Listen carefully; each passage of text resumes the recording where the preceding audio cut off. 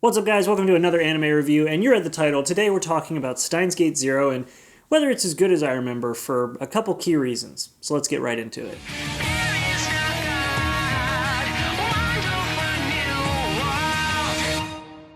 So it will probably come as no surprise to you all that I am a huge fan of the Steins Gate series. I have shirts, I've got the Blu-rays, the soundtracks, courtesy of some really awesome fans. I have the figures, I've got a bunch of stuff. So yeah, I really do like this series a lot. But I like to often challenge myself to kind of step back and look at things that I really love objectively and see if I love them because they're actually really as good as I think, or if maybe I'm looking at them through rose-tinted glasses and there are things that could be improved, which I'm sure Harley will love when I try that out on her. But this time I decided to turn my sights on Steins Gate Zero for a couple reasons. Number one, the original Steins Gate has a ton of stuff and it's going to take me a lot longer to do the research to make a video about that.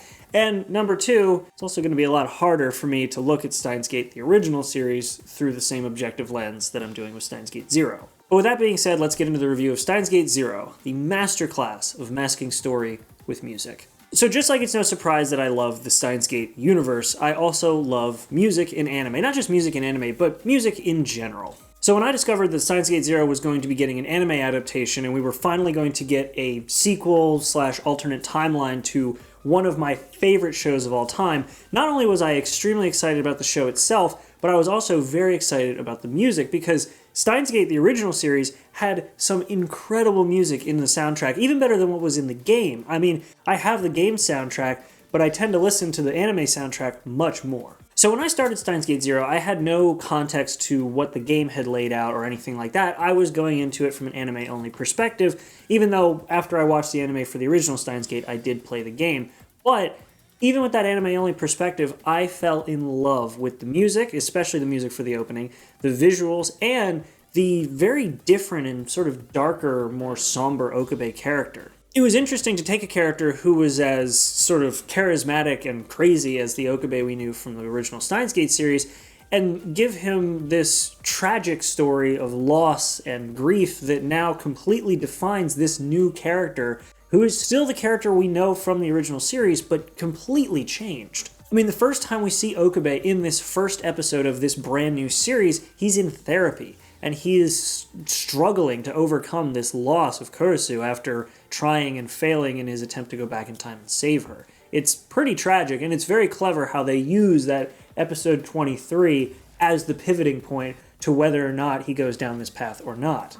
And like I just said, I loved the visuals, but this sort of feeling of loss and grief permeates the entire series. The visuals are generally darker and more contrasty. The clean, vibrant white lab coat that Okabe always wore is now a dark black attire, the same that you would wear when grieving. And with this change in visual styling and the change in the character dynamics, the music also has to adapt as well. It's much more somber and contemplative.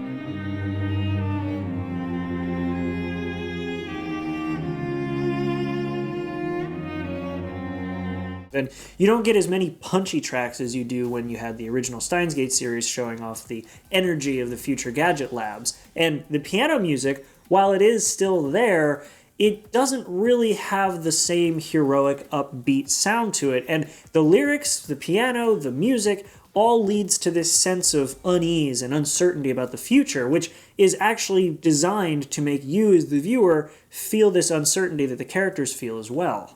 Amadeus means loved by God.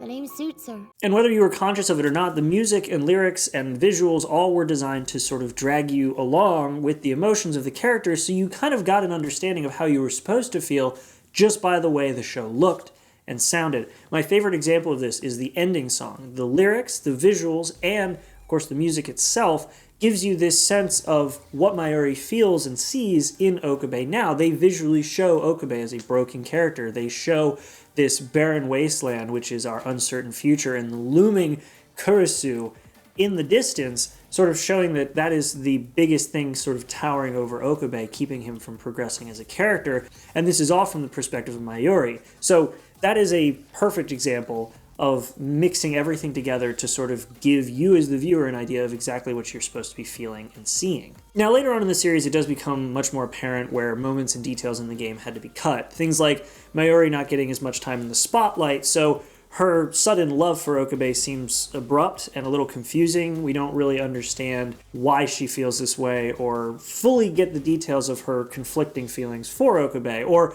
the details we get in the game that we don't get in the anime of the sheer hell Okabe had to go through to get to the past via the time leap machine after spending all this time in a coma heading out into the future. But I do understand why they had to do this, because they took a game that can take upwards of 50 hours to complete if you're slow with visual novels and pack it all into a 24-episode series. So yeah, I can understand why they cut a few things. But somehow the moments that do remain from the game still have the same emotional energy and feelings that they're supposed to. You still feel the way you're intended to feel. In Mayuri's struggle, for example, you still feel the sadness, but the resolve she has to bring Okabe back to the way he was, even if he will never reciprocate her love for him. Things like Okabe's traveling to the past with those thousands of leaps through time still feels heroic, even though we barely spend any time in the war-torn hell of the past. And there's one main reason for that. This show leverages its biggest asset to make these moments feel as incredible as they do, and that asset is the music. The original Steins Gate series didn't really have to leverage the music to carry the story because, well, the story carried itself just fine as it was, but I mean, come on, you cannot tell me that this moment does not give you chills.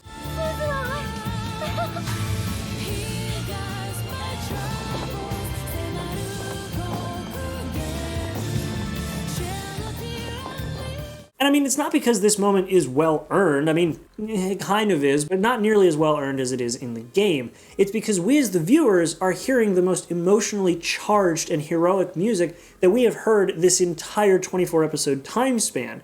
And that really drives home how much of a change and how big of an impact this moment has on the entire story and on our characters. Basically, this show, for a lot of people, made up for its shortcomings by investing in the music and really using that to its advantage to make you feel every emotional moment and really drive home every pivotal point in the series. Now, does that mean that this show is bad and it just masks everything with music?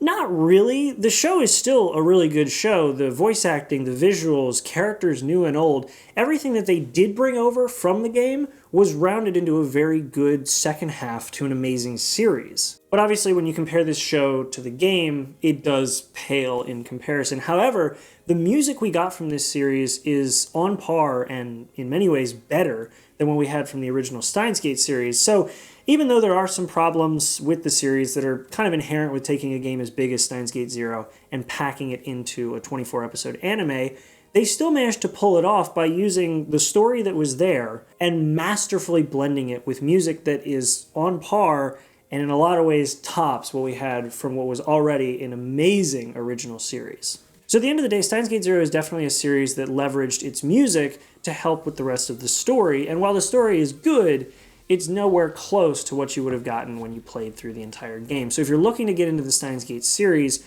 either go in anime only and understand that you will be missing some context, so some character development may seem confusing, or spend the money, hop into the game, play it the whole way through, and you will have your mind blown. Either way, guys, that's been it. Thanks for watching. If you got any other questions or you want to kind of continue the conversation, check out my Discord. And otherwise, thanks for watching, and I'll see you guys in the next video. Like, subscribe, the whole 9 yards, and have a good one. You know how much I love Steins Gate? Obviously, quite a lot. I did a whole video on it, but also enough to make an entire t-shirt about it. What kind of t-shirt? The kind of t-shirt you can buy.